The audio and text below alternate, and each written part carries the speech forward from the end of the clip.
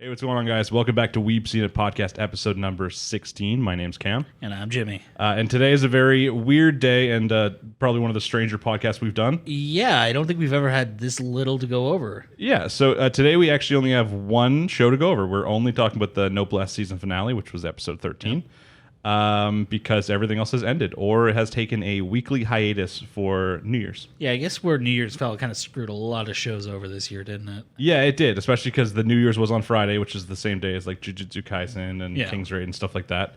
But we're not just going to be doing a 15-minute podcast today. We're going to talk about Noblesse, and then we're going to get into actually discussing a lot of the shows coming out in the winter. Yeah, just touching base on what we think of it, based on the synopsis, and whether or not we think we'll end up talking about it. Yeah, so we're going to use a website. I think it's just like the anime chart or whatever it is. We're going to look at some of the synopsis for some of the new shows, and we might do a quick discussion on some of the continuing shows or the second and third seasons of shows we've also seen before. Yeah. Not saying every single one of these things we're going to talk about is going to be in the podcast on the future, because that is way too many shows. Yeah, some of them might pique our interest, but it might be something like Tonikawa, which great show, not a lot to talk about. Yeah, exactly. I can tell you right now, at least for the first couple weeks, every show we mentioned today is going to be one that I'm watching. Yeah. Now, like some of those might fall off as we go on, but we definitely can't talk about 16 shows, or else we'll have to be either doing multiple podcasts a week, or we will be taking them way too long. They'll be like 5 hours. Yeah. I don't even know how long this one's going to be, just based off... The synopses are all really short. We're not going to get into deep dives, because, we haven't read the manga on all these things.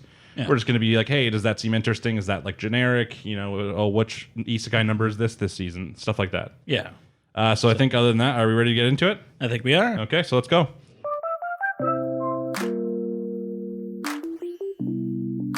So, of course, starting with the only thing we have to talk about today episode-wise is Noblesse episode number 13, which, of course, was the season finale.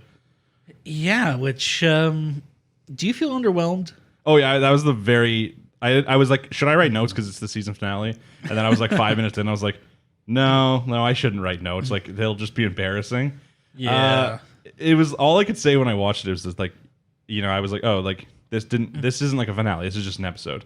Yeah. It's not even one of the most good episodes we've had from this season, which I don't always expect a finale to be the best episode.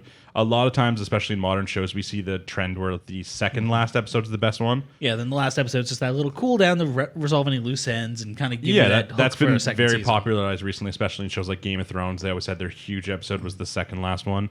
But it's not like the last episode was also a huge episode. Yeah. We did have a lot of the questions that we discussed, and a lot of the theories we thought were going to happen did in fact come true. There was a lot to do with like the two versions of the sword that we saw. Yeah, we talked about last week. Most of our theories, I think at one point I mentioned that I think that the Lord just decided to like kill himself, and then all the other higher up ones went with him as like a sign of like following kind of thing. I was so disappointed when I saw that was the case. First of all, you were right. Yeah. Well, second of all, what? It was just like before we just start complaining about it, we'll get into a brief synopsis. So obviously the end of last episode, it is finally Rai confronting whatever Rascali or whatever the hell her name is, the Lord. And then this episode just starts right from there. Yep. The confrontation starts with many of the other lords, not the lords, the clan leaders trying to fight off Rai. He's just way too strong. Yeah, they can't even touch him. No, the Lord then tries to fight him. She loses. Then the clan leaders try to fight him again. They lose. She has to step in to help. She loses. Yeah, it's. I would like to say it's back and forth, but there's not really any back and forth. It's all just forth. It's just him. Yeah. He's just there. It's like, yeah, come at me. Yeah, okay, now you're down. Switch which of them lose to him, I guess, at a couple different points. But like, it almost felt like the end of a shonen series where you have each person going up against one, like the protagonist, but it was the other way around. Yeah, I can see that. They just all lost so pathetically. Yeah, and then obviously we can see that he's in the one part he's deliberately pushing her, like he gained something from like making her, he's not just trying to win this fight. Yeah, use your real power. Yeah, he's like egging her on, being, oh, you can't even scratch me unless you actually like use your real power. And then even at the end, she does, she goes in to counter his blood tornado, whatever the hell it's called, blood shield. Field. Oh, blood field. Okay, yeah, his blood tornado, and then she does at least cut him there, but she still loses the fight, and that's where he pulls out his holy sword. Yeah, Ragnarok. His version of Ragnarok. Yeah, which does look different. There are two different looking ones. His was a much like bigger. Yeah, his is more of a broadsword, while hers is a rapier, or not a rapier, but like a short sword almost. Yeah. So then, the two of them form together, and then we see like a visage of the previous Lord, who then explains what happened. And it was just like the most boring what happened. Like, yes, it's very easily guessable, as in we did guess it. But I wasn't happy that I guessed it, because I was like, no, that was like my generic, like this would be kind of bad if this all, because all it was the Lord's like, hey, I want to make a change.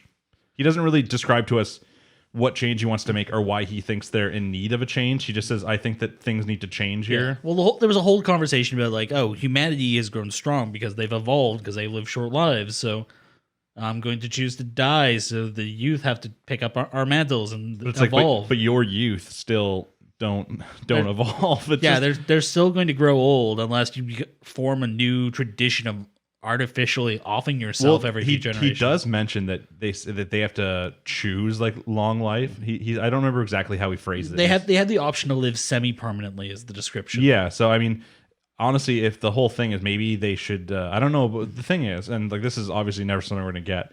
We don't know if nobles have the same reproductive rates and everything as humans. No idea. Let me think about it. How old is Regis? He's less than 800. Yeah, but the thing is, he's still considered a youth. He's still considered in his growth period.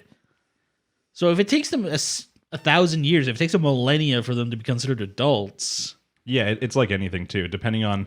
like, we don't exactly... We see that there's obviously the clan leaders, and then we've seen a couple that are like army, you could say. Yeah. But it doesn't seem like it's a very large population. Yeah, no, and like a lot of the knights they're nobles as well, but they don't seem anywhere near the level of all the other characters we've seen. No, they just seem like basic. They seem probably better than an average human, but worse than the superhuman characters. Yeah, but I mean, even them, like those guys were the ones that were losing to human Frankenstein. Yeah. So yeah, it's just it leads to the question of like, okay, like what your plan here is to be like, hey, humans have to, because they're short lifespans, they have to evolve, they have to grow. Like think of how much they've changed even in the the 800 years since Rai was last there. Yeah. Crazy amounts of progress, obviously. But he doesn't really explain like what he's just like, yeah, we'll just leave this to the youth now. So he decides to die and take as many of his people, like a lot of them volunteer to go with him. Yeah. Except for Gejitel did, and he's like, no, Gejitel, you got to stay to lead the youngins. It's like, okay, well, if you're just going to get an old guy to then teach all the young guys the old guy ways, what the hell's the point of the whole plan? Yeah, I mean, I think the idea was he was supposed to be like almost a caretaker. It was just to step in if they started trying to kill each other or something. Yeah, but I mean, immediately after that, and like the worst part is just the whole question of like, okay, like, Rai's betrayal, what exactly was it? It was just like I guess some off-screen character just like started this rumor. Yeah, some off-Koa rumor was spread and that led to Rai being considered a traitor. And it was like they passed it off so quickly. It's like, this is the premise for the entire show. It's like, yeah, wait, we did no investigation. Like, I guess from the Lord's perspective and all the other clan leaders, it was like, hey, all of, our Lord and a bunch of our clan leaders have all just put themselves to sleep. They've all killed themselves. Yeah. How is this Rai's fault, though? I mean, because is the Noblesse supposed to be higher or equal to the Lord as well? Because they don't actually explain that. I would say higher because... He says that because she says that the Lord can mind control clan leaders, but the Noblesse can control the Lord and clan leaders, like everyone. Yeah, but then he also goes on about how the Lord is supposed to be his equal. It's like maybe like equals in very different ways. I guess. I feel like if in a sense, I feel like the Noblesse is also there to stop a Lord from like if they got an evil Lord, for instance.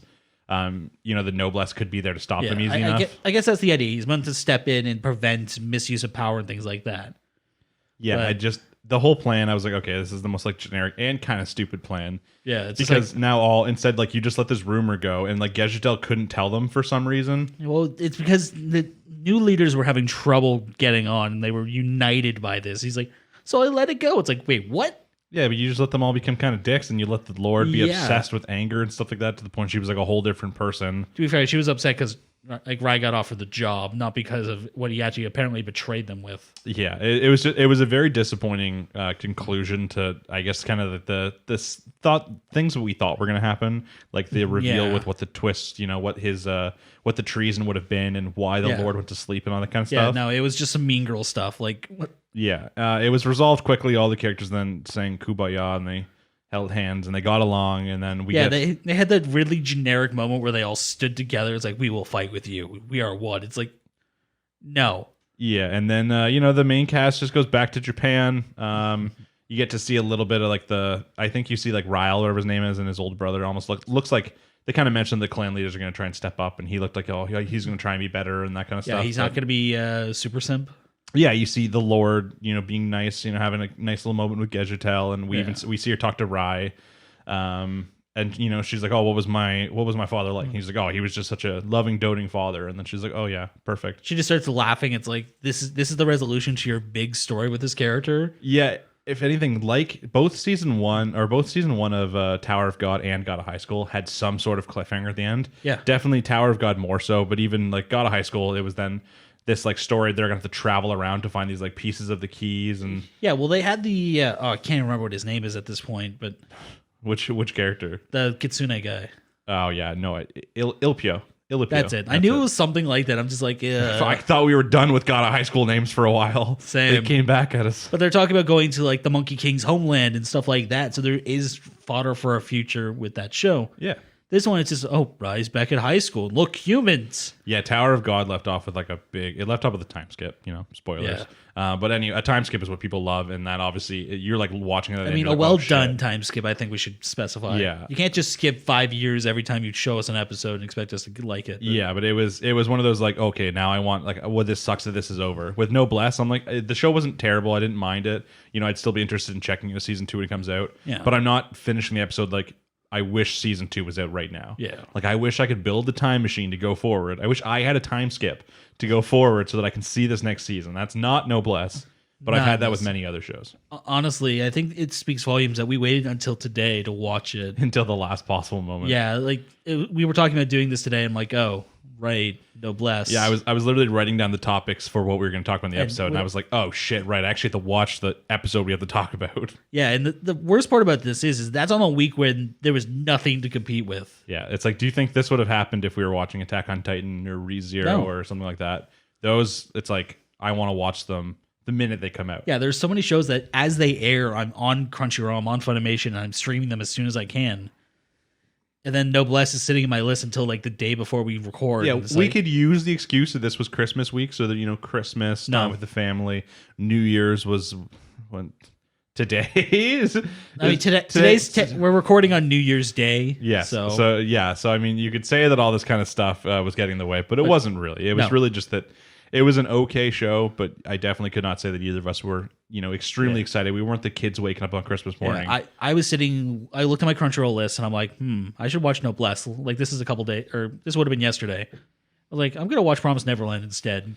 I told myself on Wednesday, I was like, hey, I'm going to watch Noblesse today. Just get it done. And then it went all the way till today, till the last second. So it's so bad that I put on some random YouTube video instead of watching it. Because like, I'm just going to let it buffer because my internet's kind of weird. The funniest part is that of all the shows that we watch and talk about and get excited for, Noblesse is somehow the one that we got one of our friends to watch. Ian decided to start watching Noblesse. Yeah, a guy who doesn't watch anime regularly. He's watched like maybe 3 at this point. He's like a big fan of like One Punch Man and like a couple really like very, not like niche necessarily. One Punch Man isn't that niche, but it's very select shows he comes and watches. Yeah, very specific taste, and this is the one he decided to watch. Yeah, which I don't know if he's just like a fan of vampires and stuff, so maybe that's why he decided to. But yeah, very weird taste. But honestly, I think that's probably all we can really say about it. It wasn't a very action-packed finale.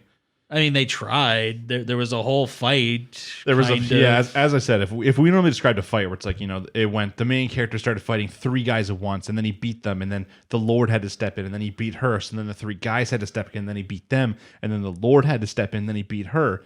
It's like, wait a minute, what did you just repeat the same thing? It's like, oh shit, yeah, I did. Yeah, you're right. Yeah, and that's literally how it went. The sad thing is, I actually paid attention this time, and this was done by Production IG. Like, what the hell, guys? Maybe it's just like they don't really care about the fights. I feel like What do they care about? I don't know. This is going to get into the conversation again about it's a very confusing genre for this anime because it's like, I'd understand if a slice of life for some reason had a fight scene. We're not going to get master level animation from that. The thing is, like, we've seen that in the past where it does well. I think, what was it? Canon did it and they had a decent fight scene. Mm-hmm. Clonat, I think, had a dust up that was actually pretty decent. And then this is how many years later and we get this. Yeah, I don't, and this is an anime most people would probably assume is probably closer to a shonen at least. Yeah. If they come in at like, there's probably 4 out of the 13 episodes if they watch, they'd be like, oh, this is a shonen episode. Like, Yeah, and then there's a bunch of other ones where it's shoujo AI or not shoujo AI, just straight shoujo. Or slice of life or seinen or something along those lines. Yeah, and then and the fact that you have Crunchyroll backing this, going for their trifecta with their shows. Production IG on animation.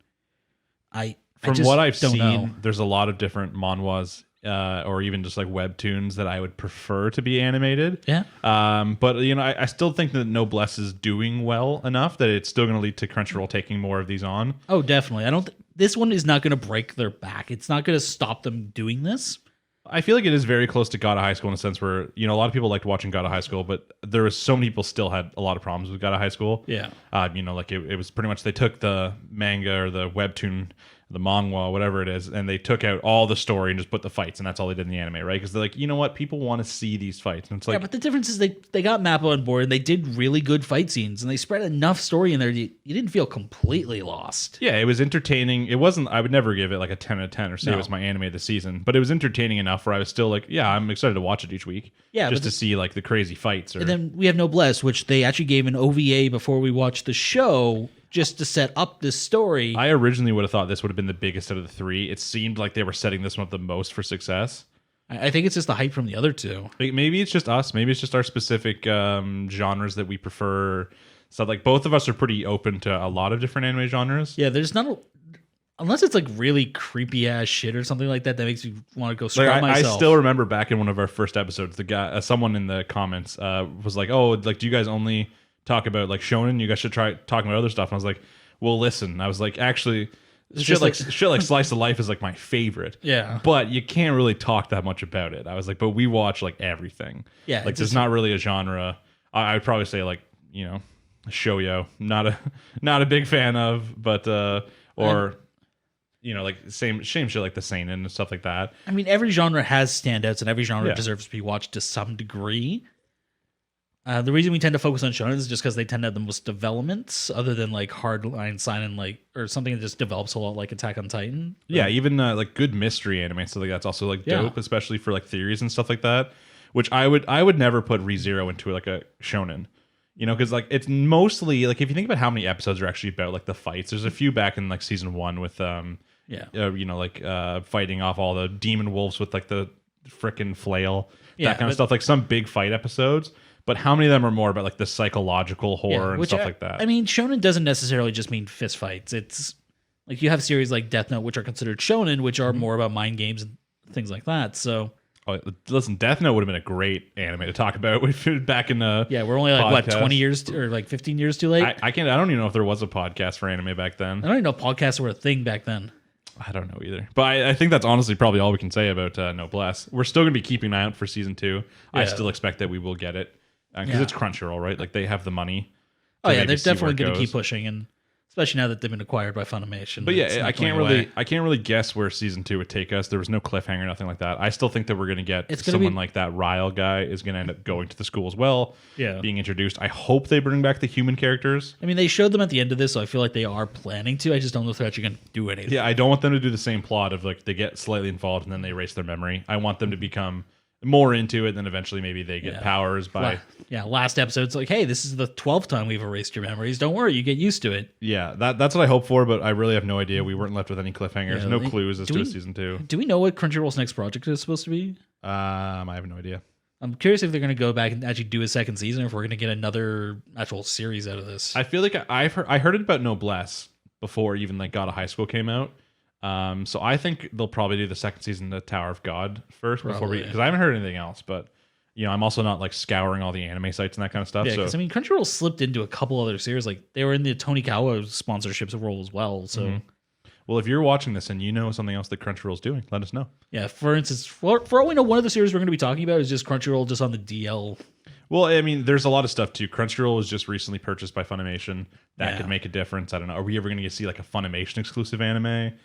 Don't know. I mean, they do have exclusives, just not made by themselves. Yeah, they have exclusives to their site, just not like a Funimation Productions, kind of thing. So that could affect it. Obviously, coronavirus this year. I mean, last year. We're praying not this year. I mean, last year affected a lot. So especially in production, anime business is one of those ones where after I think people got started, they at least are able to do a good amount of the business from home. Yeah, which is nice, but it's still going to slow down the production schedules on a lot of things. Yeah, it's always hard to do anything from home when you're used to doing it in any type of structured environment. Yeah, it's going to change a lot. Yeah, I mean, the technology is there that you can animate from home, but you may not be able to do it on the same scale. So we could definitely see maybe a lot. Like obviously, this 2021 is starting off big, which we're going to get into next when we talk about all the shows coming out. Because this is, I'd say, about the same size list as we had for fall, but the quality. Now, once again, I'm just judging off past seasons and a little bit like manga hype and stuff like that. But the quality seems better than the last season with the same quantity. Because I think I probably have like 16 shows written down here. That's not even all of them. Those are just the ones I'm most excited for. Yeah, which those are the ones we're touching base on just because I'm going in as blind as I can for this season. Yeah, so we'll get right into that. So if you made it this far, if you joined Noblesse, all that kind of stuff, leave us a like, comment, subscribe, all that kind of standard stuff. And if you absolutely love the last episode, feel free to tell us why. And give us any details that we may have missed. As I said, we're not experts. We didn't watch this 5 times to catch every single little thing. We didn't read the webtoon or anything like that. We don't know the differences between the two of them. So if you have opinions, even theories on what season 2 will be about, are we going to see like a genre switch, or are we just going to see the same thing just redone? I mean, are they ever going to pick a genre? Yeah, I mean, if you think they will, you let us know. And then next, what we're going to get into is we're going to be discussing the winter 2021 anime, because this is the perfect time to do it because we are exactly 1 week away, basically. Yes. So how we're going to be doing this is we're going to first discuss all of the shows that are either like a season 2 or a continued, something we've kind of seen or discussed recently. And then after, we're going to get into some of the new shows, and then we're going to read the synopsises on the website and see if it's something we're going to be feeling. Maybe if we have a guess if we're going to be talking about on the podcast or not. And then if you're watching this and there's any specific one we talk about, just let us know down below what you're most excited for. We've seen people's lists already. A lot of these ones on here were on people's lists. Like there were some ones that were on every single one. The only one I can think of that wasn't on that list is something like Alice in Deadland or something. Or well, someone put that on the list. I meant on your list. Oh yeah, that's the only, because I looked that up and it just seemed to be like an OVA or like a special from what I saw. So I didn't want to put just an OVA or special on the list. But yeah, most of the things that people named are on this list. There were a couple like really, really generic looking ones I didn't put on. So if I'm missing one, let us know. But yeah, without any further ado, we're going to get started. So the first one obviously is just Jujutsu Kaisen Continued. No shocker, they took is it technically a 2-week break? Technically, because I don't think they're airing next week either. I have it in my phone somewhere, but I don't remember. No, I think they are airing next week. Here, let me double check. I've got the list up. Because so obviously Jujutsu Kaisen would have aired this past Friday, which is what, today. We would have woken up today, brand new New Year's episode, but since it's New Year's, they took a break. Okay, we do have an episode listed for them. Yeah, so they start back up again, which is perfect. We kind of guessed this was going to happen. Still a little sad, but if they were going to take a break, this is the time. We just finished that arc with Mahito, and now we're going to be getting into what I can only assume is going to be the tournament arc. Yeah, probably. I don't think we're going to see any more Mahito until that's resolved. If he does, it's going to be him disrupting it. Or I mean, if he does, it's just going to be scenes showed from him or the other guy's perspectives, but their plans at the same time. True. Maybe at the end we're going to get like a Naruto Chunin exams where there's some sort of invasion going on at the very end. That is possible. I mean, because we don't even know technically what this tournament works like. We don't know if it's a one-on-one fighter or we've been given no information. I'm assuming it's going to be very much like there's going to have different stages. There's got to, since the Jujutsu Sorcerers work as a team, it would make sense to have one about your team. So working in your specific groups. There's going to be, it's an anime, there's going to be a single combat one at some point. Yeah, because I know the one guy was talking specifically about wanting to get into 1-1 combat with their, I guess it was a third year? Upperclassmen, yeah. Yeah. Yeah, so it's an anime, so there's always going to be a one-on-one at some point. Yeah, even if they have to force it in a team environment, they're just going to split up. At this point, I'm not even most excited for the tournament arc. I'm most excited because it's been tons of episodes now where no one still knows that Itadori is alive. Yeah, he's just going to roll. Guys, they've done a few things where they're talking, it's like, oh yeah, I learned how to make this from Itadori, and they're eating meatballs. And I think that might have been an after-credits scene. But yeah. It's just one of those things, though, where it's like, okay, like we need to see the characters' reactions. Yeah. The whole reason they've wanted to grow is because they just recently lost a teammate, or so they thought. So that's been driving their growth, being like, hey, I'm not going to lose a teammate again. I'm going to become stronger. And then he's just going to pop in and be like, hey, guys, what's up? Like, yeah, it turns out I wasn't dead. I'm a lot stronger. How you guys doing? I cannot imagine a less anime entering than him just walking in and being like, hey, guys, like before the tournament. But I can't 100% picture how they can put him in the tournament at some point. Make it epic without them like knowing. Well, I mean, the thing is, they don't necessarily have to tell the students who's competing. They could just say, hey, we've got another sorcerer coming in. They might just assume it's the upperclassmen, and he rolls up and just starts fighting. I'm picturing more like he's given some sort of outfit, you know, like a hood with like a mask. Oh yeah, he's definitely going to be given some sort of cloak or something if they go that route. He's just going to drop into the fight, take it off, and just going to at some point he's going to be an epic battle. People are going to be like, "Oh my god, that dude's the strongest fucker. Who is he?" And then like one attack's going to blow like the outfit off, and they're going to be like, "What?" Oh, we're going to fairy tale Natsu's time skip this shit. In most things, right, the students taking place in some sort of tournament would all like be in some sort of like orientation or something first that would give away him without it being epic. Yeah, but they could very easily say like, "Hey, he's running late." Yeah, so maybe he actually will just like actually run late. Like it's possible that it wasn't planned; he was just going to be there, but he is actually running late. That would be on brand. There just needs to be some sort of anime plot reason why he shows up at a time that makes it more epic, because it's still a shonen anime. So he can't just walk and be like, "Hey guys, it's me, Itadori. I'm alive." I mean, if they're doing like a team fight, they could be losing, and he could roll up and start kicking ass. Or well, then where was he to begin with? I mean, he was late. He just got there. Either way, though, obviously, no doubt about it, Jujutsu Kaisen is going to be one we're going to keep covering. Oh yeah, until they go down one really weird arc. Yeah, this is one of the big shonen, I think, now. It's kind of stepping into the gap a lot of the other series have left. Yeah, the manga's getting really popular too, and it's still going, and I've heard nothing but good things. So it could be one that we're covering for a long time. Probably going to be a show where, you know, it could be like one of those, almost like a One Piece kind of thing where it just goes on, but more likely it's probably going to be every single year, I would guess. Yeah. It seems like the manga's going strong, which means they're actually pumping out chapters.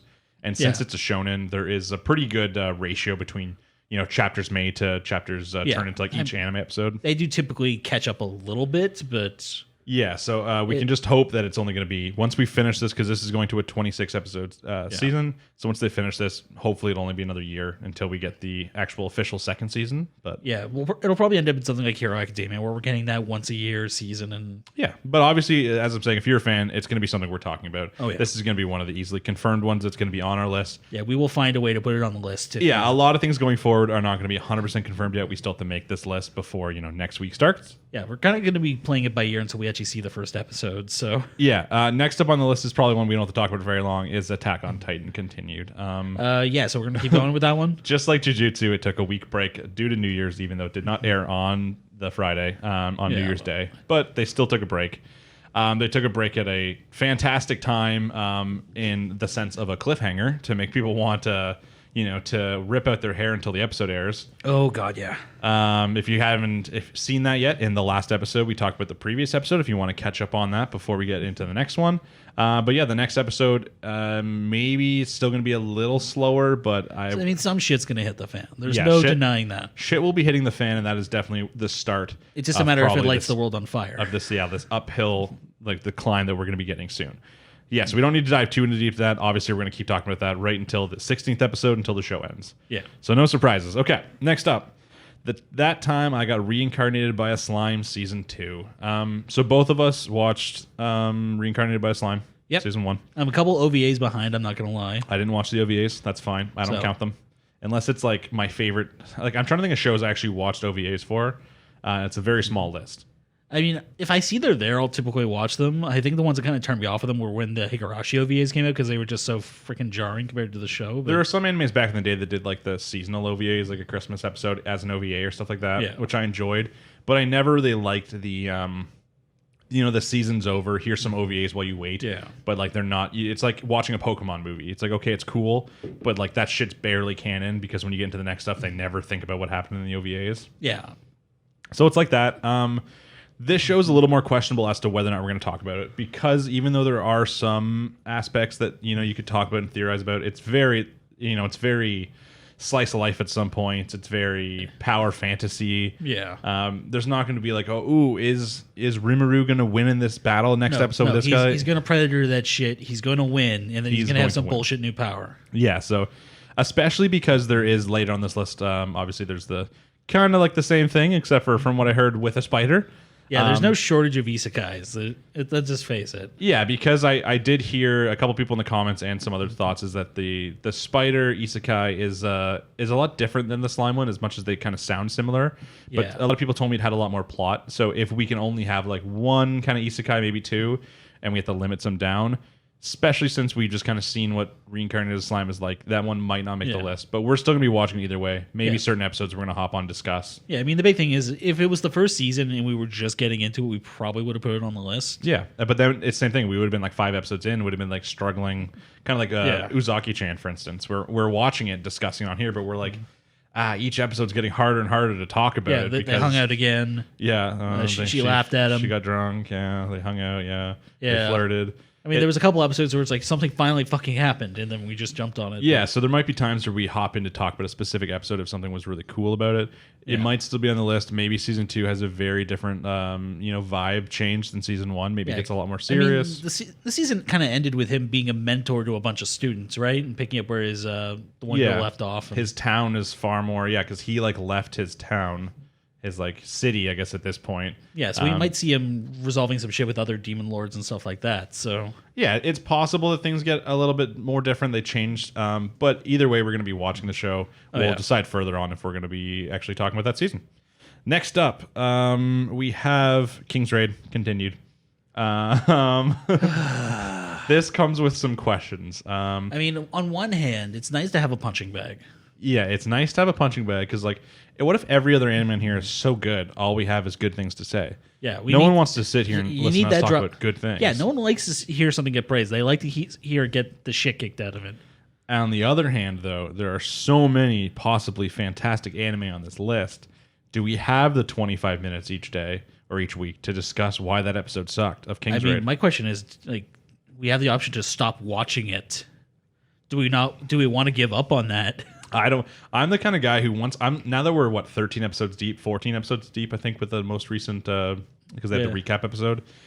Now that I'm that deep, I feel like I've gone too far. I need to know how it ends, even if I don't like how it ends. I mean, the thing, I used to be like that. I powered through some shows I absolutely hated back in the day, just so I could see the ending to make sure it couldn't redeem itself. On the other hand, I could just get drunk one day, finish the show off in a year. It's true. The thing is, for King's Raid, it's weird because a lot of what we do is we complain about it. But King's Raid, there are other shows on our list more, even like Noblesse, which you talked about earlier, where I've been like halfway through an episode and I wish that I wasn't watching it. King's Raid, I never want to start it, but I never really want to turn it off once I start it, even when it's a bad episode. I mean, it's just so inconsequential. Even when I'm looking, like I'm watching an episode and objectively I know this episode's bad, I still don't necessarily want to turn it off. Maybe once I'm done, I'm like, that was really nothing. Or before I start, I'm like, I don't want to watch this. But I never want to just be like, turn it off halfway through and walk out, you know? Yeah, I mean, the thing is, like, it still has the Dark Elf episodes. It still has some episodes that make you think, like, okay, this is watchable. The problem is, we don't know if we're going to keep getting that or if we're going to get more of the freaking hero questing for the sword crap. Yeah, especially as we get into the second half. It feels like we're already really close to the end of the show. Which means plot-wise, which means a lot of padding is definitely possible. We're going to get the Roy episode. We're going to get another Cleo episode. Because if we think about how many episodes it took to get to the orc area, which was just filled with the padding on people's backstories, that we haven't even introduced where this third seal is yet. The amount of padding we can get on the way to there could be insane. We're going to get an episode about Cleo's first date. But we did leave off of the Dark Elf episode with the decent cliffhanger, so it's possible that the show is going up. It's possible. The next episode is going to be back to Castle and his crew. No. Because they have Dark Elves from now on. Castle's gone. If it was about the Dark Elves, I'd jump all over watching it. I would happily talk about it every week. But it's not going to be the case. It is very much going to be a play-by-ear kind of situation. I'm definitely curious as to where they're going with the current plot point. As we said, if they're going to go back to the Dark Elves or if they're just going to skip by that and then wait till later. So I'm probably going to keep watching for a little while. But yeah, if it does somehow manage to fall off our list, just know that that's because we have a lot of other really possibly good anime to talk about. Yeah. But as always, if you're that guy who loves King's Raid, let us know down below. Say that, you know what, you are standing up for your favorite anime and you don't want us to stop talking about it. Give us one good reason to keep watching it. We might do it. Yeah, you tell me which anime we're discussing on this list that's going to be worse, and then I'll think about swapping that out. Next up on the list is actually ReZero, Season 2 Continued. Another show that, without a doubt, we will be talking about. Yeah, it's the Attack on Titan thing again. It's a good show. We can talk a lot about it. We started this podcast 4 months ago talking about ReZero. It was one of the biggest things that brought many of you in because it's a big show to discuss theories, and there's a lot emotionally to dive into each episode. It's not so much like you can love a fight in an anime, But even last week, as we learned with like Jujutsu Kaisen, great fight in that episode. Not tons to talk about though. Yeah, unless you are technically experienced with animation or anything like that, or composition. Yeah, unless we're specifically doing like a deep dive on everything that actually happened. Yeah, like we can comment on it, like, man, that was beautiful animation. Like this happened, this happened, this happened, but you can only talk so much about it. Yeah, it's not great always for podcast content, but like the emotional drama inside ReZero can be really good. Yeah, I mean, half the show's about PTSD at this point. Yeah. A lot of people, pretty much every single AniTuber has made some sort of video on ReZero. I don't know if I've seen many people that dislike ReZero, at least not from like a YouTuber standpoint. I mean, I think most of the people who dislike it are either hipsters or they have a very specific gripe with it. Yeah, they saw it as an isekai and they're like, nope. Yeah, there's people who hate it because it's an isekai. Farther. They hate the Groundhog Day concept. They hate, I don't know, maybe they hate twins. I don't know.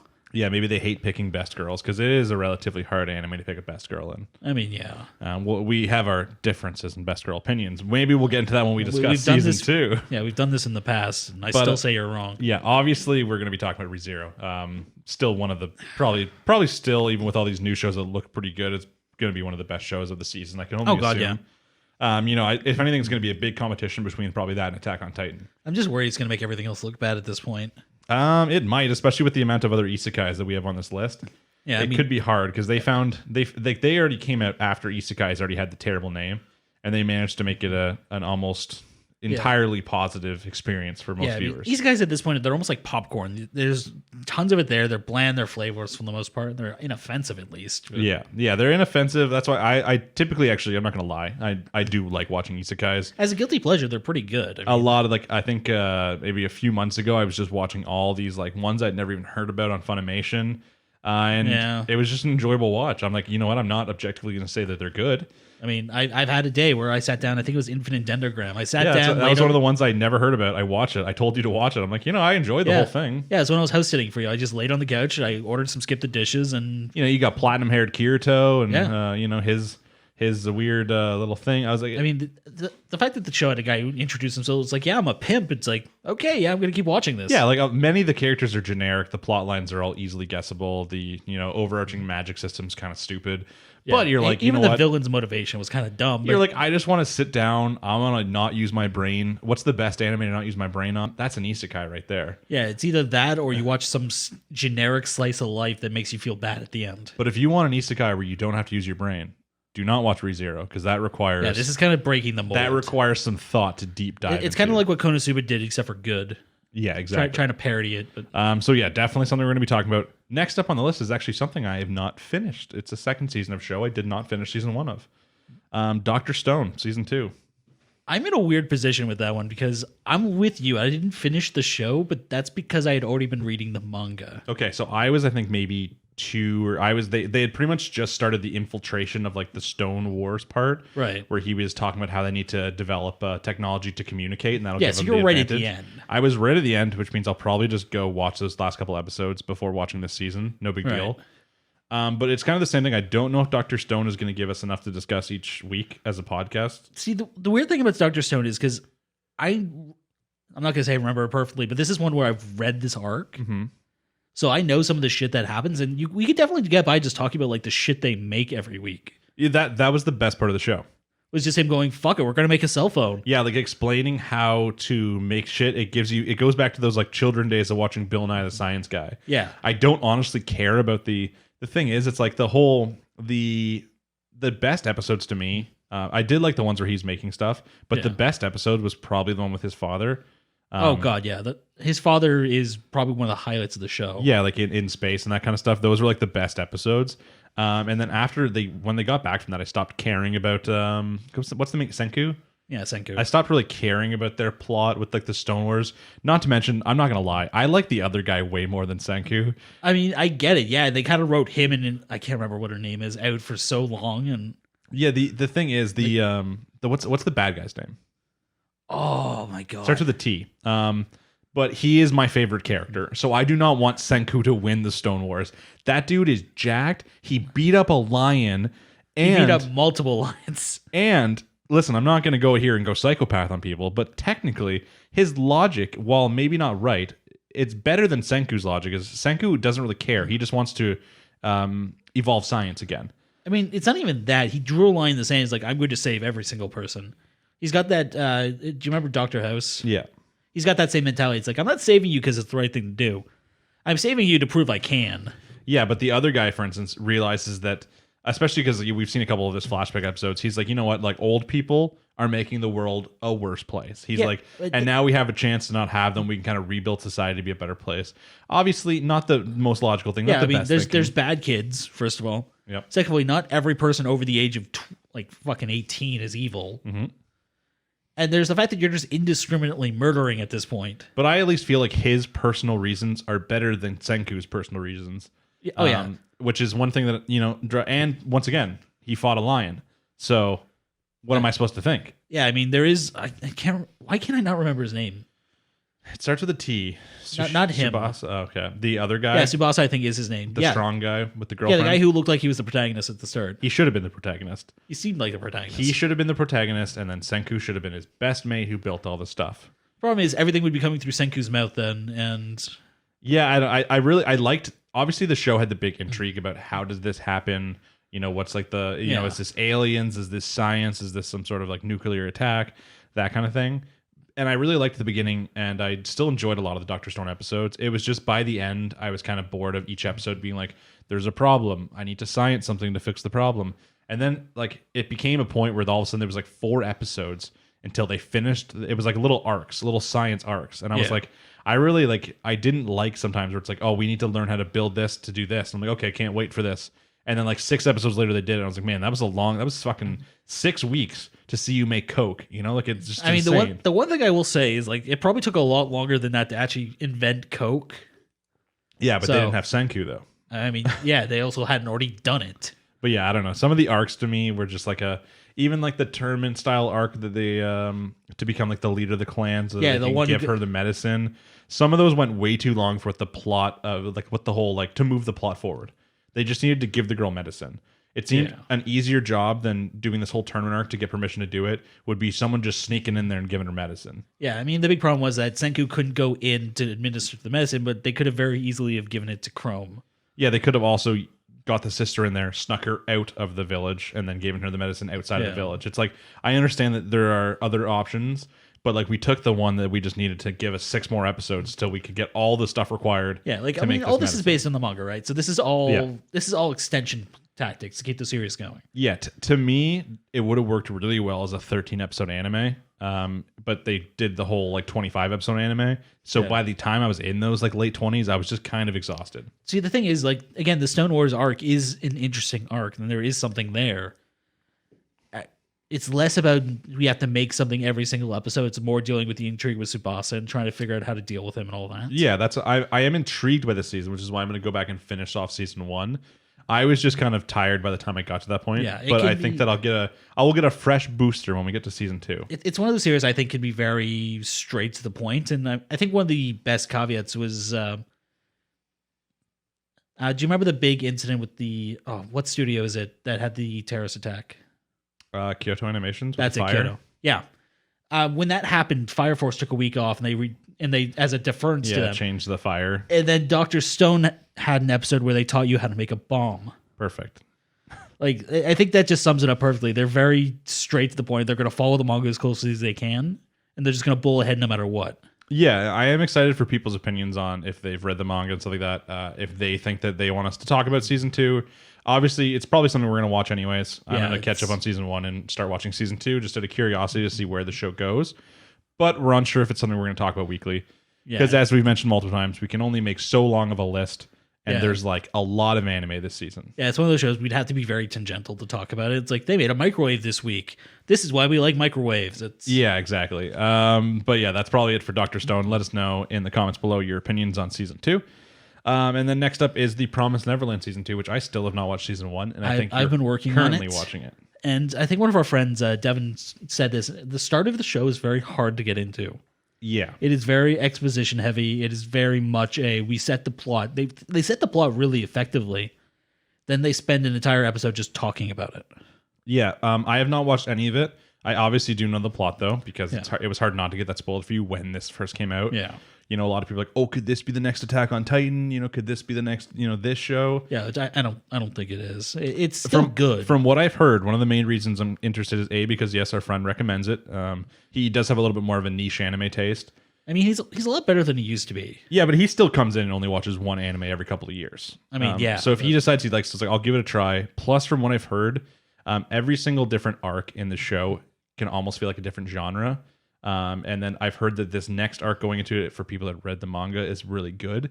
Right. So I'm like, okay, I'm curious about that. Like I obviously know the plot of season 1, and I'm like, I'm kind of into it, but there's some parts too. I'm like, I don't typically like anime where children are the main characters. There's been one exception probably, and that's Made in Abyss. Yeah, which even that is not a freaking canon show, or not a very standard show. Yeah, but I feel like a lot of people probably compare the children aspect of this closely to Made in Abyss, as in yes, they're children, but it's very adult situations that is the struggle here. I mean, yeah, that is understandable. So that definitely makes me want to watch season 2. I can't really talk tons about it right now because I haven't seen season 1. Yeah, I mean, the big thing is that we just finished ragging on Noblesse for not picking a genre. Yeah.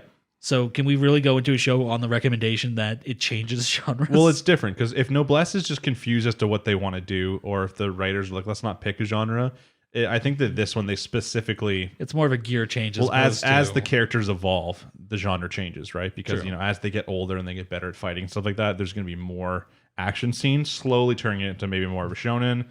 But the thing is, are they going to be it's not going to be true action scenes. It's going to be escape scenes.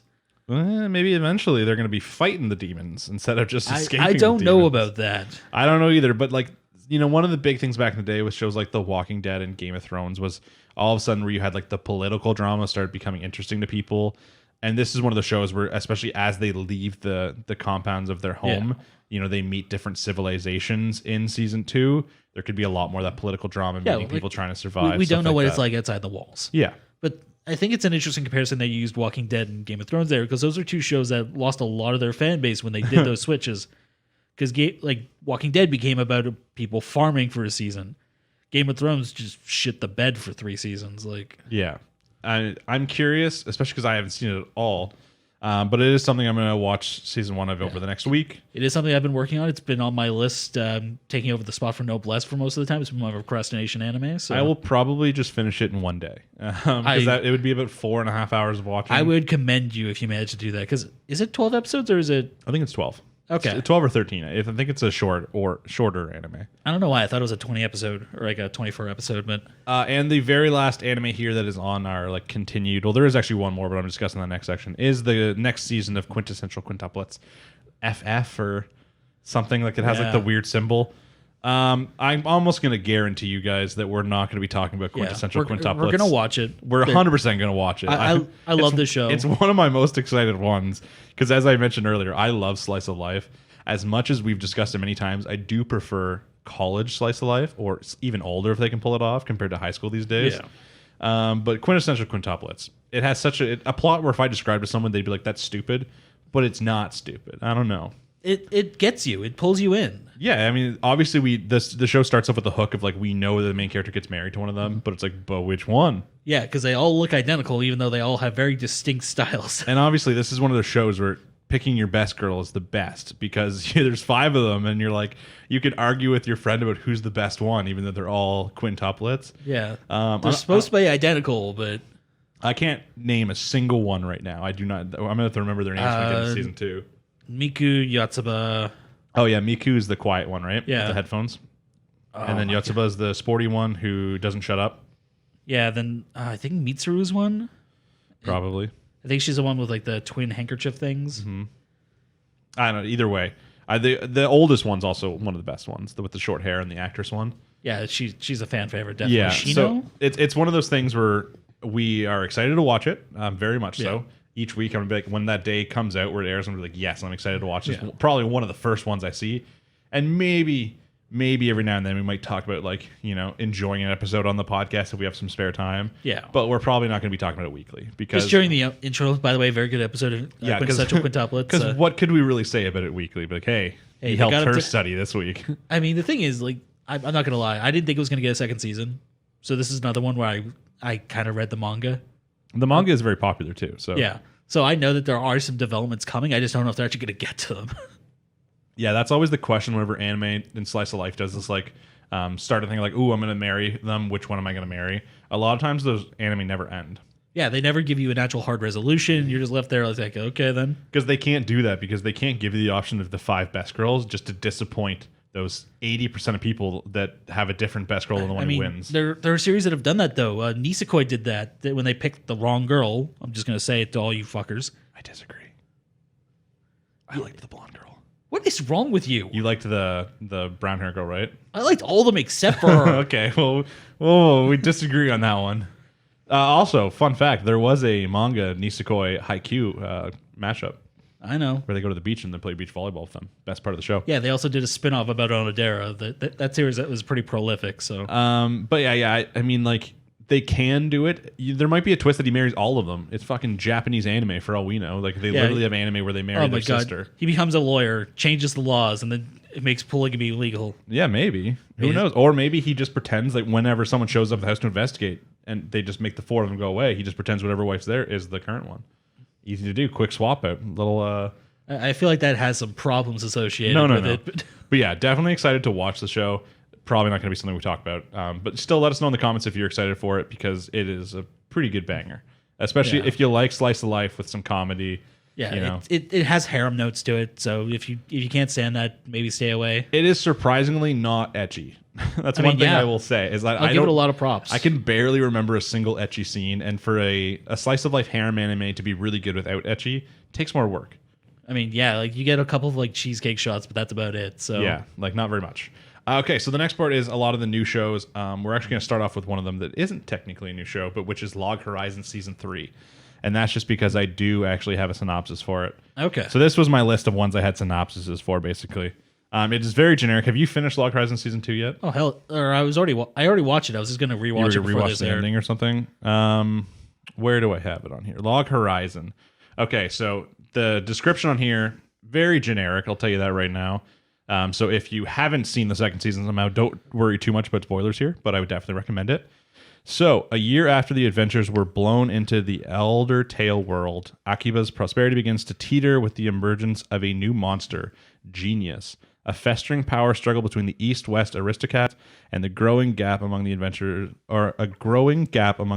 themselves. Finally, the Round Table, the symbol of their unity, faces a decisive crisis.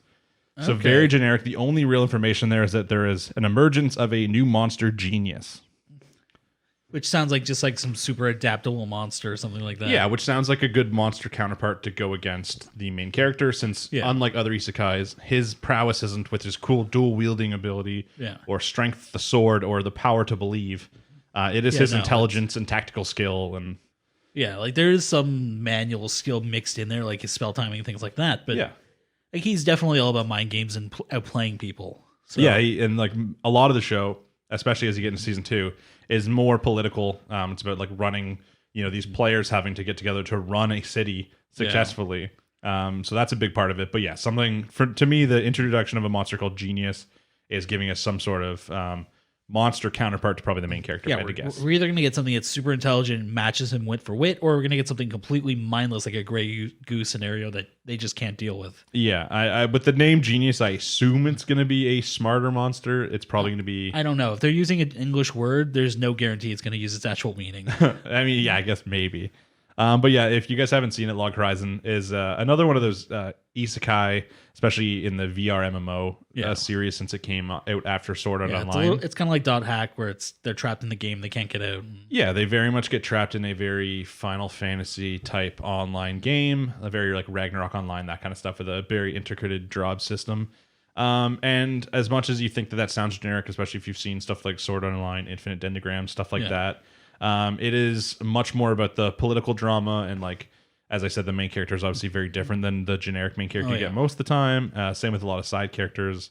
And yeah, it has some highs, has some lows. There were a couple spots in season 2 where I was a little bit bored. Yeah, they kind of drag their feet with a few political issues, but I think that's the nature of the beast when you're dealing with that type of source material. So yeah, but overall, the show was definitely one of my favorite shows when it came out, and we had a long wait since season 2. Oh, I don't know the exact number, but it's been some years. So it has. I actually did not expect another season out of this. I thought after the ending of season 2 that we were not going to get season 3. I thought they were trying just to kind of finish that without giving us a definite end, because they're like, hey, maybe one day. But it did seem enough where they're like, hey, if this has to be the end, at least it's not like leaving on a huge cliffhanger. Yeah, because the big resolution was them realizing like, hey, we don't have to permanently leave the game. We could come up with a situation where we get to go back and forth and shit like that. And yeah, it was. You would think for any sort of show or anime based around going to another world, the big resolution should be them leaving the world. Yeah, and we didn't get that at the end of season 2. But as long as they resolve all the conflicts in that season, that's good enough for me most of the time. Oh yeah. But yeah, having a season 3 is obviously pretty exciting. That might be one we talk about weekly. Probably will be. It just depends on, the hypeness of you guys watching and, just seeing what people kind of want. Yeah, it even comes down to just the competition, because there's so many shows vying for a spot this time. Yeah, and as I said, if we get into some slow arcs of Log Horizon, there's a chance too that we take a break on talking about it if it's a slow part and go back up when it picks up. It's not really a big deal. True. But let us know down below if you're excited for this season. And one of the big things about Log Horizon is they do their side characters really well. Oh god, yeah. So let us know who your favorite side character Everyone is. is very much built up and they feel like an actual person, as opposed to just like, hey, this is Fred. He likes bread. Yeah, like he's gonna make us some bread. The best friend in there, like the night guy. Yeah, I loved him, and like especially he didn't have that as big of a role in season 2, but in season 1, obviously there's characters like Nyanta. Oh god, yeah, it's Nyanta. I was gonna say Nyanto, and it's like, God damn it, Birch. Nyanta, very cool character if you're into pirate cats. Next up on the list, I believe. So this is one I know nothing about. Is called Mushoku Tensei Isekai Tata Hanoki Desu. I was not expecting you to read the Japanese title. I'm not gonna lie. Mushoku Tensei Jobless Reincarnation is the English translation. Oh. So obviously, if you couldn't get it from the name, I'm pretty sure it's an isekai. Yeah. So this is in the oh god, there's so many of these. Yeah, I was like a boring man. I got killed, and now I'm reincarnated as like too young of a boy, but I'm still into women. What? Okay, so I was thinking like the Eighth Sun one, or Reborn as a Villainess, or no, because a lot of those, in my opinion, do it classy because they don't make the main character like hypersexualized or like really into the opposite sex, because like it's kind of weird, right? Because you're like, this is like a 50-year-old man or something along the lines. But I don't think this one does. We're gonna read that. Oh yeah, never mind. I just read the last line. So yeah. The story follows a 34-year-old man who was killed after trying to save someone from getting hit by a car. That's the At least it wasn't a truck. Yeah, but that's still the most generic isekai beginning of all time. I mean, some shows have done a decent job with it. Like Tony Collin made fun of it. Same with Konosuba, right? That one of the early ones. I don't like talking about Konosuba. Yeah, it ruined Grimgar. Exactly. And then there's even shit like fucking Zombieland Saga, which is just like, oh, hey, she got hit by a truck and now she's a zombie.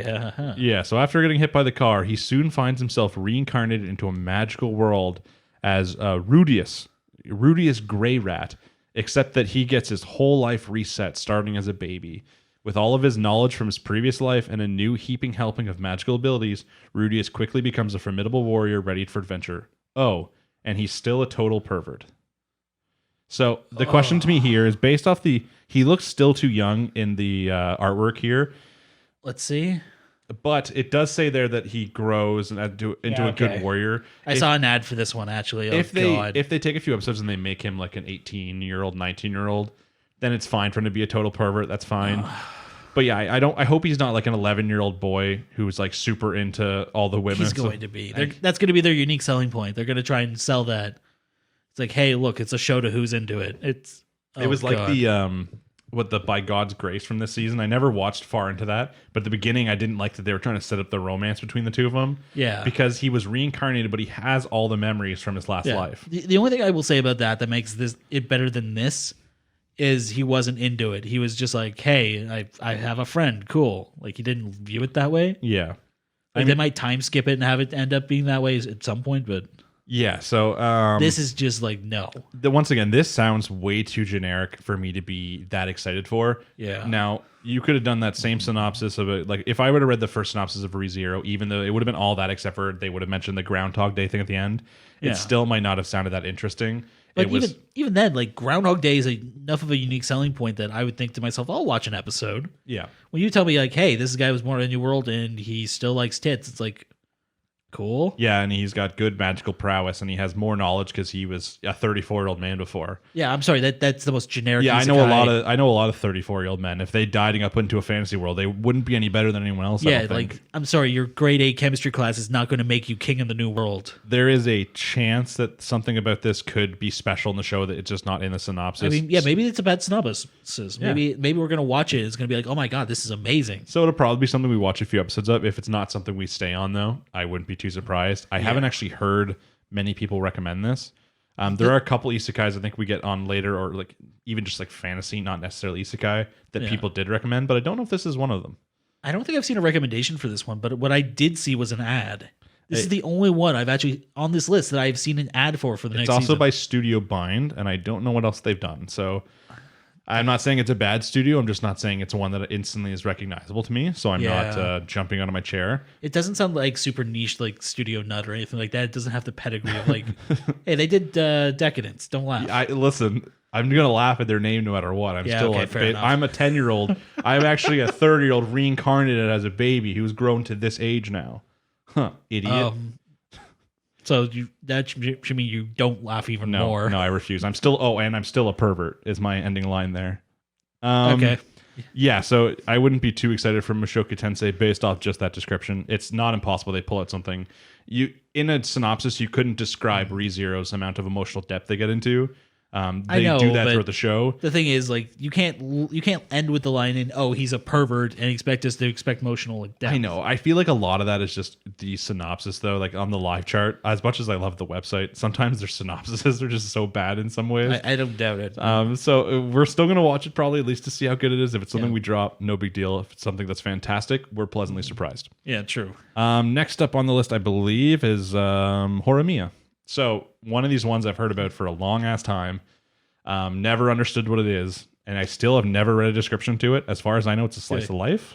It is very much a slice of life, yes. I love slice of life. It's by Cloverworks, who do actually a really good job.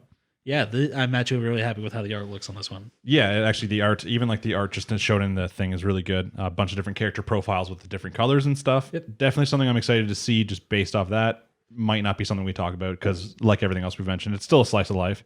Maybe after the first episode comes out, we'll discuss it. Yeah, I also want to know you didn't actually read the synopsis. I'm about to. Don't worry. Okay. I clicked into it. So, because I've literally never even heard of this. Other than, like, I've heard of it, but I've no idea what it's about. A sweet, awe-inspiring tale of school life begins. At school, Kyoko Hori is known for being smart, attractive, and popular. On the other hand, her classmate, the boring, gloomy Izumi Miyamura, tends to get painted as a loser fanboy. But when a liberally pierced and tattooed, not to mention downright gorgeous, Miyamura appears unexpectedly on the doorstep of the secretly plain Jane homebody Hori, these two similarly dissimilar teenagers discover that there are multiple sides to every story and person. I mean, not the worst descriptor. It's not the worst, but like it didn't tell me anything. It just said that there's like a hot chick and a fanboy loser boy. Okay. But guess what? They have other personalities too, and they're going to get to know them. I mean, yeah, like this is a series I was really excited to see because I've been reading the manga forever. It was originally a crappy manhwa webtoon that had horrible art that got a really bad OVA adaptation. Like that description does not do it justice, but I have a feeling the descriptions on here are not going to do anything justice. I still believe in the show based off what I've heard. I'd rather take a lot of strangers. Yeah, based on what I know about your watching preferences, you are going to like this show. Well, I very much will. Once again, probably not going to be something we talk about. We might discuss the first episode and what our original thoughts are, like our initial thoughts, maybe the ending, something like that. But probably not going to be something we talk about weekly. Yeah, but I am excited to see it because I love slice of life. Oh, yeah. I normally like some sort of little bit of a twist, which is why like something like Re-Life is one of my favorites because they have the plot of a 28-year-old NEET, getting the ability to go back to high school and becoming young again to try and see if they could fix where went wrong with him becoming a NEET. Sure. So you still got all the classic high school tropes, except for you got like a secret there. But I'm still interested in that anyways. I mean, it does have something in that vein, not nearly as big, but it does have something. So yeah, so I'm excited to see it. If you have any thoughts on Horimiya, let us know down below. Yeah. Next up, one of the ones we've heard a lot about is Kumo desu ga Nanika, which is So I'm a Spider, So What? We've been hearing about this one for a while. It's probably one of the first anime new anime of this season I heard about before we even had confirmation of everything that was coming out. Yeah, it's definitely going to be the big isekai push for the season. Yeah, so very much from what I've heard, and this is by comments from you guys, even some stuff on Reddit posts, stuff like that, is that while this description or even like the name of the show very much sounds like, reincarnated as a slime, except for just, cross out slime right in spider, it is apparently very different. I've heard that if Rimuru's power starts off at like a million, the character in this starts off at like a 10. Like he is actually not, or she. I think it's a she. I think it's a she. Yeah. She is not overpowered. The level of growth is actually much more fluid throughout the show. So that does sound kind of cool because I'm not. Is that even an isekai at this point? Like, I don't know. I mean, Subaru isekai. He's never been very, very powerful. I mean, being able to infinitely redo things kind of is powerful. Yeah, but they don't tell him all the bad stuff that comes with it. I mean, yeah, true. But yeah, once again, I didn't even know this is a girl. So I'm going to read this description real quick. And this is actually from a different point of view. It's from the first person. I, the protagonist, was just an ordinary high school girl. But suddenly I was reincarnated as a spider monster in a fantasy world. Not only that, but I awakened in a dungeon filled with vicious monsters. Armed with only my human knowledge and my overwhelming positivity, I'm forced to use spiderwebs and traps to defeat far stronger monsters just to stay alive. So begins the labyrinth survival story of a girl with incredible mental strength living as one of the lowest ranked beasts. Once again, you could literally have just crossed out spider there, put in slime. It would have been the first episode plot. Yeah, because technically Rimuru didn't start powerful. He started off with just the ability to absorb shit. Yeah, with he actually ate a spider pretty fast. Got the web. That was one of the first things he got. He did start off in like some sort of dungeon, right? Like it was very close. But from what I've heard, there's going to be something special about this. The character art all looks pretty cool. Even like the spider art looks pretty, very cute, very cool. I'm very excited to see where it goes. I know nothing about the show. I don't know what the main character looks like other than I think that spider form because it's a spider. Yeah, I mean, I'm going to prioritize this over pervert isekai, definitely.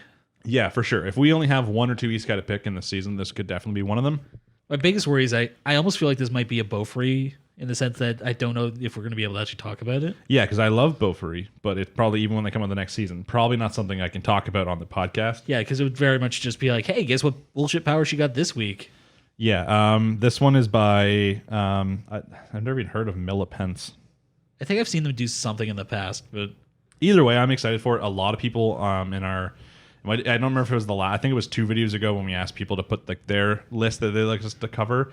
I think a lot of people put Spider Isekai inside that list, so not too surprising. That makes sense. So once we watch the first episode, we'll have a better view as to if it's something we can talk about, and that's only I think a few days away. It comes out January 8th, so that still won't appear till... it's next Friday. Yeah, so either, depending on what day we do the podcast, that'll either just be on it or it won't appear yet. What was the studio again? It is Millipence, with 2 E's at the end of pence. I can't even find it.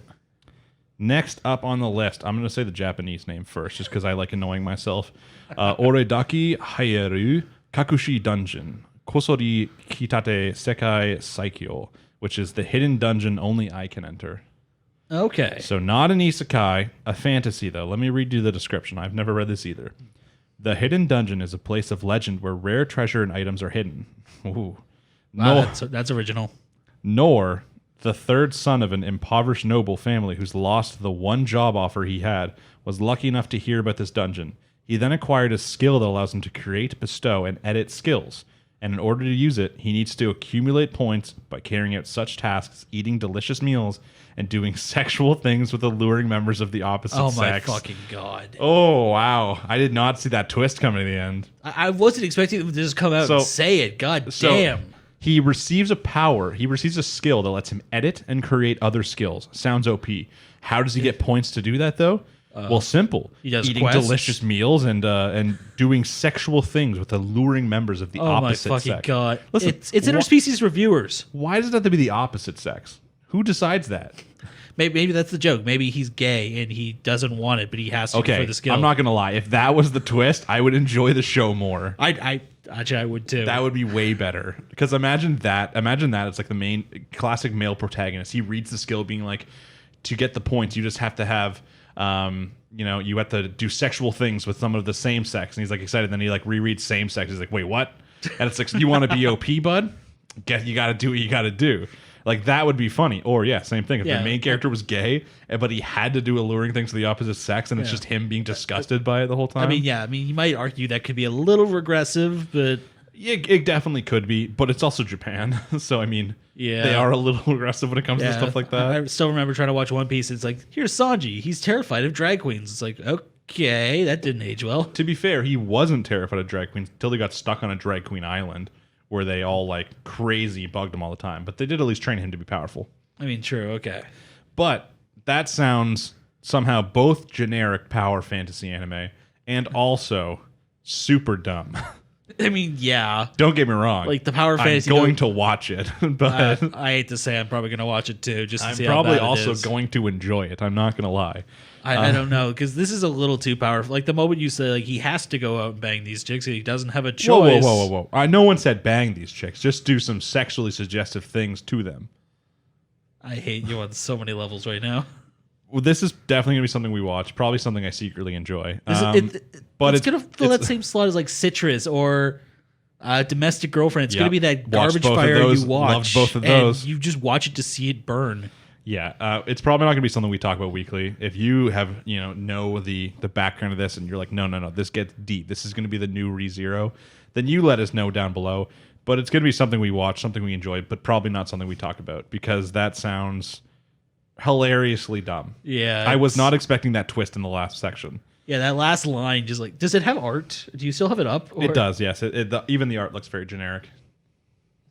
Wow, that's... Yeah, the main character just looks like a Kirito. Like if I loaded that guy up right there, there's no way you can't tell me that's just a avatar. Kirito.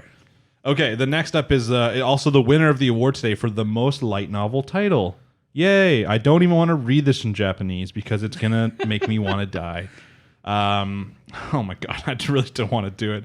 Tetuba, Last Dungeon Mai no Mura no Shogun ga Yoben no Machi de Kurasu Yona Monogatari, which is suppose a kid from the Last Dungeon Boonies moved to a starter town. It ends with a question mark, which is why I know the voice got higher there. Actually, I'm not gonna lie. I like the artwork. It looks very much like what was the anime that came out that's like based off video game stuff? I can never remember what it's called. You're gonna have to be a lot more specific. Yeah, I'm not gonna be able to. But let's take a look. If you look at the artwork, I actually do like it. Oh, okay, I know what you're talking about. It almost kind of reminds me of even like something like Danmachi. Yeah, it does. Like the main guy looks kind of like the protagonist from Hitman Reborn, Suna. Yeah, he does. I like the art style where like hair, for instance, is always thicker. It's not like little strands. It's like big chunks. Something like Belle has. Everything looks a little more cartoony, but still kind of cool. Yeah, because you don't have to spend half your budget on hair to make us like a show. Yeah. Now, obviously, once again, that was the winner of the most light novel based title, and no surprise, the source is a light novel. I mean, yeah. No one is shocked there. I know they do it specifically for memorability and so that they can come up. They have better chances of them mashing two words together. You know what? Also, what the art style reminds me of now, and as soon as I read the description, I'm like, well, it kind of made the connection. It reminds me of Tales. Yeah. And then the reason that I put that together is because it's optimistic young Lloyd would like nothing more than his name is Lloyd. Yeah, his name's Lloyd, which is where I made the Tales connection. Oh my god! But optimistic young Lloyd would like nothing more than to achieve his life's dream of becoming a soldier in the capital. Unfortunately, his neighbors and friends consider him the weakest boy in the village and are sure Lloyd will meet his doom the minute he sets foot on his foolhardy journey. But no one realizes that by living near the most dangerous dungeon in the land, what the locals consider to be everyday annoyances would be apocalyptic for anybody else. And when Lloyd defies the townspeople and makes off for a starter town for adventures, the rest of the kingdom is about to find out just how overpowered Lloyd really is. Okay. So it's very much, once again, that power fantasy. The main character. It's a non-isekai. It's Danmachi again. Yeah, very, very much, because he didn't die and then become Lloyd. That's just the character. This is the setting. So it's much more fantasy, which for some reason people find much more accepted. All they had to put in there was the first line about him dying, and then, it would have been the exact same thing. I think it's just because it's so fucking prevalent. Like, they're tired of seeing some schmuck get hit by a truck to get reborn as a 7-year-old. Yeah. So, at least, once again, the art style has intrigued me because I really much like that art style, like stuff like Danmachi, stuff like the Tale series. Yeah. It really makes like characters stand out, especially side characters. And having good side characters is one of the things that makes an anime, especially if you're going to have a generic main character. If you're going to have insert yourself into this protagonist here, you need some good side characters, and they can't all definitely. just be harem women. You need a couple best boys in there too. Yeah, we're not all thinking with our dicks. Now, I will say this character does not look nearly as generic as some of the other ones we've seen. No, he doesn't look like Kirito generic, which is good. He just sounds kind of generic. Like, I can't imagine a game where he'd be the default But avatar. I see like a best boy with an axe back there. That looks like that's going to be my favorite character. That looks like the guy in a Tales game who would betray you. And then you have almost exclusively blonde women at the top. Ooh, look at that archer, Jimmy. Tell me that's not going to be your favorite character. I hate you on so many levels. Because I'm right. Yeah, because I will admit the mage looks pretty good too. But so I'm not gonna lie, the plot generic, but the art style alone, just from the one picture I've seen, is enough for me to be like, I'm gonna watch that, probably enjoy it. Once again, another isekai-like fantasy anime. We're probably not going to talk about it weekly. I mean, it has potential. It's definitely going to be one of those. I think for a lot of these shows, we're going to do a short, like 10-minute review of the first episode, maybe when they come out. Even the shows we're not going to talk about in the future, just discuss the first episode. Yeah, get some first impressions out there, get our feet wet before we make a hard list. Yeah, and like see where we go from there, and that'll kind of give us the idea if that's something we're going to continue or not. Yeah. So we got 3 left here. So the next one is one of the ones that I think literally every single person put on their list when we asked for the list, which is Otherside Picnic. I got to find out Otherside Picnic. Yeah. Now this is one of the ones that everybody has said, like, read the description, or like if you knew about this, you'd want to watch it. It's like some sort of like sci-fi or something supernatural in here. So I'm actually excited to read this. It is light novel sourced, but here we go. So, moments from death, Sorowo is saved by the mysterious Toriko in the world of the other side. Entranced by its beauty, she discovers that the dimension is inhabited by monsters once thought imaginary. Joining with Toriko in her search for a missing friend, they set out to explore this nightmare realm and maybe make a little money. What they encounter could bring enlightenment or drive them mad. That is very not what I guess this show is going to be about based off the arcs. I thought we were getting a citrus. Yeah, I mean, I'm not going to lie. This is going to be, if I had to guess off of everything, this is going to be Shoujo Ai. Yeah. But like the plot itself, it does sound very supernatural. It sounds interesting. It does sound interesting. They go into another dimension. I'm curious, like they're talking about like we have to go save this person that's missing, and then it's like we're gonna make a little bit of money. It's like how the hell are you making money? I'm still wondering where the money part's coming from. How do you make money from interdimensional exploration, searching for a friend? I mean, if you're killing monsters that technically don't exist, but you get shit from them, I guess yes. If they're going that route, yeah. But like, how many monster teeth can you bring to a regular shop and be like before they start asking questions? I mean, we don't know if it's monsters. That's like, for all we know, they're dealing with Jin and they're picking up like gold bangles they can hawk. Or it's very video game and they literally just drop like pouches of money when you kill them in this other dimension. But yeah, that is very much not what I was expecting. People were right. Especially with Picnic being in the title, and I saw the picture of just the 2 women. I thought we were just getting a citrus where they take picnics. So I was wrong. That's fine. That's probably something we're gonna watch. And like the mystery, I heard it has a lot of mystery elements. Yeah. Someone even on the last episode commented being like, hey, like, this is not just the generic show. There's like mystery elements. This would be a really good show to have like theories and stuff on. Yeah, I think this is going to be a show we talk about. So that intrigues me. Yeah. So this is one of those ones. We haven't actually discussed a lot of likely shows that we're going to talk about. This is probably going to be one of those likely ones. It's one of those things where we're not going to fill the slots too early and commit until we actually see something. And we're only 2 days and 15 hours away from episode 1. So it's going to be one of the first ones we get to. It's going to be one of the ones, early ones next week. Well, hopefully we start the season right. So there's only 2 more left that I have on the list, and I'm not going to lie, they are both sports anime, which leaves the good odds we won't be talking about them weekly. But I mean, again, there's always hope. There's always hope, but I sure do love sports anime. I know. I kind of wish we'd been watching Free when we did this, so I could take the piss out of you for that. There was also Dive, Dive. It was called like Dive 2 exclamation points, and it was about a dive club. Yep. And then one of the ones we're going to be talking about after this next one is Wave with 2 exclamation points. I wonder if it's the same people. It's always wet boys and water, isn't it? Yes. We love wet boys and water. So the next show we're talking about is 243 Seiin High School Boys Volleyball Team. So obviously anyone's first thought while seeing this is they literally said they thought that Suki from Hinata or from Haikyuu is just in this, and it's just because the main character or one of the 2 main characters looks very much like him. Yeah, I think I've seen the art for this. It's very on the nose. I just 2 days ago I saw they actually had a promotional video for this anime, so I just started learning what some of the plot is about. And from what I've seen, it looks very much more emotional plot development than sports, which is interesting. Like I think they still have some volleyball games and stuff like that, but from what I saw, it seemed a lot more like character driven compared to. Okay, because there was one earlier this year. There was a tennis one, wasn't it? That did the same thing. I don't know. You think I would have seen that? Maybe it was basketball. I don't know. One of the anime I really love that's a sports anime that not enough people talk about is called Baby Steps. It's one of the anime that actually got me into playing tennis, which is one of my favorite sports. And that show got canceled and the manga ended, and my life was really sad. But let me give you the description here of this volleyball anime. So Kimichika Hajima was a member of the strong junior high school volleyball team in Tokyo. But after getting into serious trouble with the team, he moves to his mother's hometown of Fukui, where he spends his childhood and is reunited with his childhood friend Yuni Kuroba. Kuroba, who has outstanding physical abilities but is weak under pressure, and Hajima, whose overwhelming passion and talent for volleyball always cause friction with others, grow up to be an ace pair. But in their last professional tournament before they graduate middle school, they get into a big fight. The two of them both start high school at the Seiin High, but are no longer friends. Waiting for them on the boys' volleyball team is the odd pair of Oda, the hot-headed 163-centimeter tall captain, and Aoiki, the cool 193-centimeter vice captain, as well as a second grader. Okay, this is the longest description I've ever seen in my life. I was waiting for you to stop reading. Compared to the other ones. November, there's one last chance for current members of the team to compete at the national level, the spring high school volleyball tournament, with Kuroba, who's gradually begun to realize how to act as the ace of the team, and Hajima, the genius setter. The Seiin High volleyball team is finally ready to aim for the top. Fukui Prefecture only gets one shot at the tournament. If they want to make it to the Tokyo, they'll have to beat the members of the Fukoku Team Tech, including their leader, Subaru Mimura, the strongest attacker in the prefecture. Fuku and Seiin are finally ready to face off and see who gets the right to attend the spring tournament. So that was a very, very generic sports description and far too long. I'm not going to lie. I got Haikyuu. Yeah. And the name of the school is almost identical to Kuroko's basketball. Instead of Seirin, it's Seinen. They're Kurasuno, actually.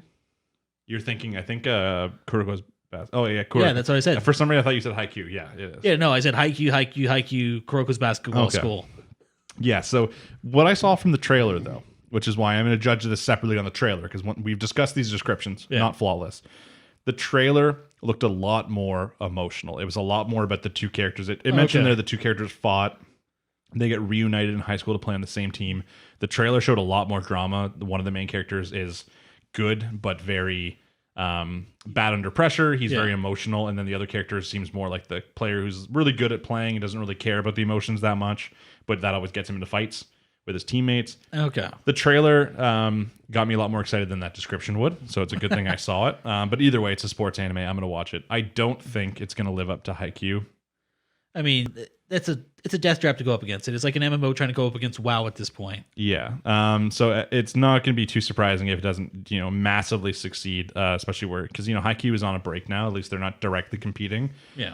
But either way, I'm definitely going to watch it because it's still a volleyball anime and just a sports anime in general, which I love. I wouldn't be surprised if it does okay because it's just going to try and pick up the slack from where Haikyuu left off. And as I said, if they focus more on the emotional part, because Haikyuu, it has those crazy shonen moments, and it is still a very character-driven show. Yeah. Every person who watched that might have a different favorite character on the team. True. But this can get a little bit more into the emotional aspect of what like being on a team and playing with friends and stuff like that could do. Yeah, more interaction as opposed to working together on the team. Yeah, so that'll be cool. Based off that description, that sounds just like it's all about winning and going to the regional, semifinal, nationals, and that kind of stuff. But I think that we're going to get more than that. Only one way to find out, which is by waiting to see it, and that will start soon. And then, yes, very last up on the list, as I mentioned, is a surfing anime, which I don't know much about Japan, and I didn't know if they're really into surfing. If they're not, then maybe they will be after this anime if it does a good job. I mean, yeah, they've had booms in industries before due to this. And I think, what was it, last year we had a beach volleyball anime too. So yeah, and actually I really did like that. It was much more, once again, character-driven. It was more about the cute characters and stuff like that, but it was a ladies' beach volleyball anime, and I still had a good time. I watched the girls' badminton one. I pretty much watch every single sports anime, no matter what it is. But yeah, the next one is called Wave, 2 exclamation points, and it's like surfing Yappe or something. The project story is set in the city of Orai and Ibaraka Prefecture and centers on Masaki Hinoka, who befriends transfer student Sho Akitsuki before the summer break and ends up getting hooked on surfing. Through the sport, Masaki will get to know new friends and will also drift apart from them in his journey to adulthood. So even just based off that description, that actually sounds pretty character driven too. Yeah, I wouldn't think they actually mentioned drifting to adulthood in like an anime, so that's kind of cool. Yeah, like how many time skips are we gonna get in this? The art's actually interesting too. I'm definitely interested in it. It does look very best boy focused. Oh god, yeah. Like every single character that I imagine someone's gonna go nuts for, especially I don't know if that's the main character. I think that's the main character. But but yeah, this is gonna be. I'm not gonna lie. This is good. A lot of girls are really gonna like this anime, I assume. Yeah, it's free all over again. Yeah, very much so. Free, like what we just discussed, was not really about swimming. No. Swimming was in it, but that was really the swimming was really just there to drive focus the main characters' like plot and their character growth and stuff like that. And to give a reason for them to be shirtless, obviously. Yeah. So Wave will probably be the same. I don't think it's going to be a crazy standout anime. I don't think people are going to be talking about it in years to come. It's going to be a very niche anime. And the thing I'm kind of surprised about is why would they put the surfing anime out in winter? Yeah, I mean, I don't know. I guess maybe it's escapism. Yeah, maybe you want to dream about that summer. This is good. If they do it now, finishes by spring, maybe if the anime hits off, surfing gets bigger in Japan. True. Who knows? That's obviously the outcome that people could hope for. Like Volleyball, for instance, once Haikyuu manga started in production, the amount of like high schoolers joining volleyball teams went up like a crazy amount. And then once the anime aired, it went up again. Yeah. So like when you see that from a sports anime, you're like, okay, like we want to do that. Like we want to make surfing cool. I mean, it's not even just sports anime because I know Eurocamp, Laid Back Camp, after they aired, season 2 of that starts this spring as well. It does.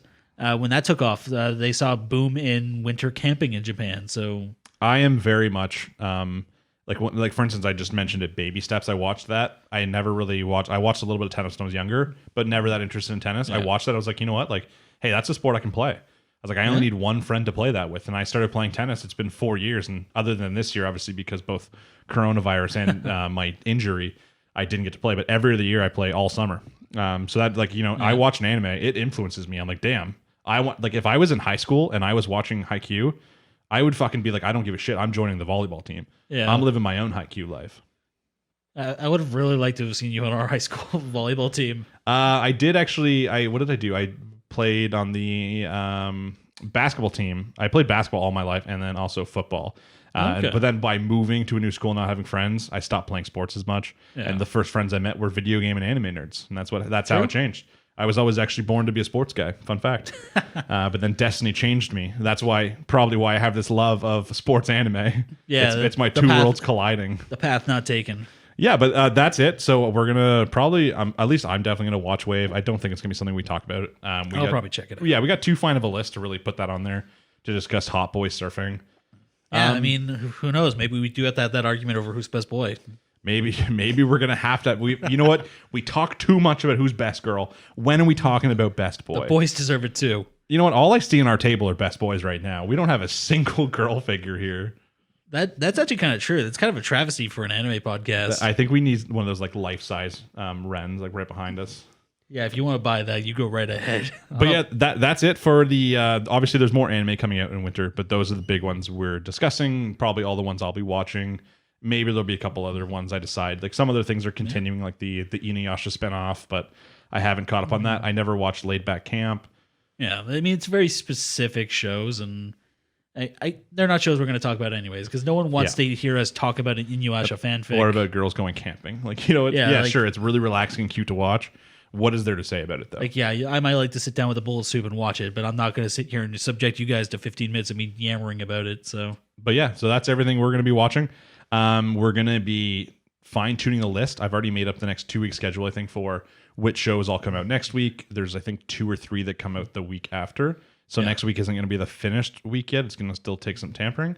Yeah. But by the time we come out with this episode next week, there's going to be obviously new anime to talk about. So we're still trying to figure out what day we want to record on to, have things be the most relevant. One thing you have to understand is, if Attack on Titan airs on a Sunday, we want to come out with this episode right away so that people have 5 days afterwards to discuss Attack on Titan. But that means some anime that come out the next day, you're not going to have a whole week to come here and discuss before, but we'll probably try and plan it out. So that's probably not going to be an anime that maybe you need to come on and discuss. Maybe you just want to see what our thoughts were, even if the new episode's already come out. So Yeah, because I think with our current schedule, the shows that are going to suffer are things like Log Horizon and and as much as we love that, like maybe you're not going to come in the comments each week to have 5 or 6 days to talk about Log Horizon before the next episode comes out. That's the thing, especially considering it's coming off of how long of a hiatus. I'm sure a lot of people are still in the position of like, oh crap, what happened in the last season? Yeah, exactly. Or even if you just come here and you listen sometimes to shows you're not watching, you're not really that interested in watching, you could still listen to all those ones too, obviously.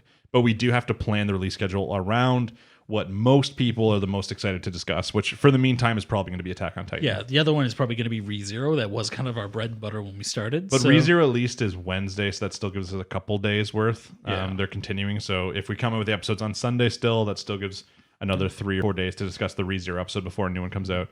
Yeah. So if there's one of your favorite ones, then it does unfortunately get a little bit delayed. If it's not coming out till right before the new episode comes out, apologize. But we do have to kind of do what has the highest chance of getting the new people pulled in here and that kind of stuff. Yeah, so definitely comment on which one you want us to base our schedule around. Yeah, because this is important. This is a lot of work. This is it's more stressful trying to make this list than it is like watching all the anime and talking about them. I mean, we're gonna watch them anyways. That's the thing. We're watching the anime whether or not we're doing a podcast. Yeah, but we just want to make sure that everybody gets what they want and we have the best setup. So just let us know what show you're most excited for. That way we can make the list and more importantly pick our schedules to when we're recording and when we release. Yeah. If you like our schedule as it is, we can just keep focusing on Attack on Titan. Yeah, of course. That's a pretty likely chance that that's going to be what it is. Yeah, this time we don't have a bunch of shows on Friday. We have to plow through 2 days. Yeah, it is nice. At least all of our anime are going to be more separated. There's, I think, one every single day, at least. Sometimes there's 3 on a day. Yeah, I think like Tuesday's the only day that doesn't have anything or something like that. Yeah, but compared with last season where it was like 1 show on Wednesday, or like 2 shows on Wednesday, it was Wandering Witch and Noblesse, and then 7 shows on Friday. This is at least going to be much easier to watch all the anime in time for the podcast. Yeah, we're not going to have to base our life around it or every weekend around it. With that being said, obviously, like every other time, if you guys could comment, subscribe, all that kind of stuff, that'd be great. Any feedback's appreciated, any comments? All of it. One thing I'd love people to do too, once again, if you have any friends who are interested in any of the anime coming out in the winter, send this to them, recommend. Yeah. We're just trying to grow a little bit, trying to hit that 100 subscriber mark for the first time.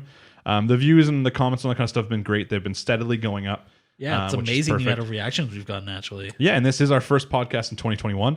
We're going to be doing it all throughout 2021, so this is the year for growth. Yeah, hopefully. Try and get it. We'll try and hit that 100 subscribers, maybe hit the 1,000 subscribers by the end. Yeah. If you could just help us out, that'd be fantastic. And I think other than that, guys, we're all done. This has been episode 16. I've been Cam. I've been Jimmy. And we'll see you next week with all the new anime, guys. Take it easy. Happy New Year's. Yep. Happy New Year's. Peace.